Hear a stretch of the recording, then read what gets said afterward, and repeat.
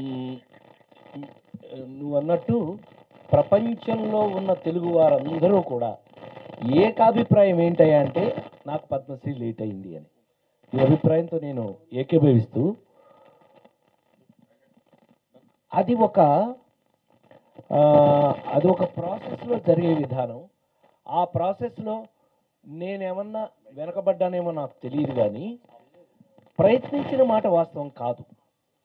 నేను దాని గురించి ప్రయత్నం చేయటమో, దాని గురించి నేను ఆలోచించడం, దాన్ని ఫాలో చేయటమో నేను చేయలా. హ్మ్. నువ్వే అన్నావు ఒకసారి గుర్తుందో లేదో. నువ్వు తీసుకోదలుచుకుంటే పివి నరసింహారావు గారు ప్రైమ్ మినిస్టర్‌గా ఉండగా మీరు అడిగితే ఏమివ్వరు మీకు? అనే మాట నువ్వు అన్నావు సరదాగా ఓ మాట ఓసారి. నిజమే. నా బేసిక్ క్యారెక్టరే ఇప్పుడు ఇవాళ చెప్తున్నా మీ అందరి ముందు నా ఫ్యామిలీ మెంబర్స్ కాబట్టి మీకు ముందు చెప్తున్నా. వారు కూడా తెలుసుకోవచ్చు తప్పేం లేదు. మనం ఏది డిజర్వ్ అయినా ప్రభు, మనం అడిగి తీసుకోవటం భిక్ష. వారు ఇవ్వటం వర్త్. ఈ ఈ రెండిట్లో ఏది కరెక్టు? బహుమతి. అది వాడు ఇవ్వటం ఇవాల్టికి మనకొచ్చింది. థ్యాంక్ యూ స్వామి. ఇవాల్టికి నేను అర్హుడిని కాబట్టి నాకు ఇచ్చారని నేను సవినయంగా తీసుకుంటూ ప్రభు, నో హార్ట్ ఫీలింగ్స్, నథింగ్. ఇవాల్టికైనా మనకు వచ్చినందుకు నీ బట్టి వాళ్ళు ఎంత సంతోషపడుతున్నారో నాకు తెలుసు.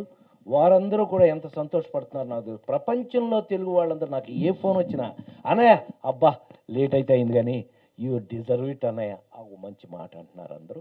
సో డిజర్వ్గా మనం తీసుకున్నాం. First question. రెండో క్వశ్చను, నేను నా లైఫ్లో మంచి సినిమాలు తీద్దామని మేడం, రామ్మంటూ సినిమాల్ని నిర్మాత నేను కాదు, మా ఆవిడ విజయ చాముండేశ్వరి ఫిలిమ్స్, విజయ చాముండేశ్వరి ఆవిడ. మేడం సినిమా తీసాం సంగీతం గారితో. నీకు తెలుసు అది చాలా మంచి అద్భుతమైన ఇది వచ్చింది.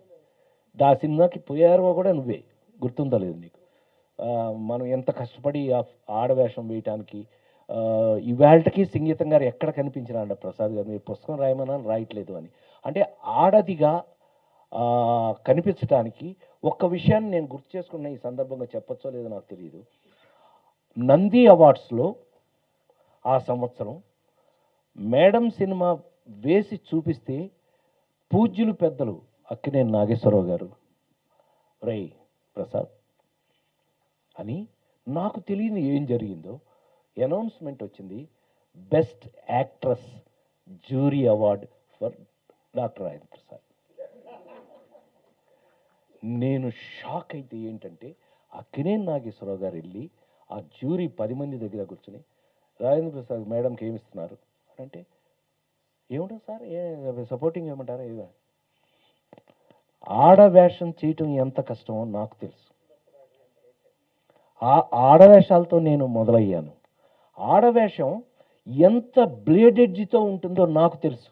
కొంచెం ఎక్కువైతే ఈ టైప్ అవుతుంది, తగ్గితే అని అంటారు. ప్రసాద్ దాన్ని ఎంత ఎగ్జాక్ట్, ఎక్కడ ఎబ్బెట్ లేకుండా పర్ఫెక్ట్గా చేశారు.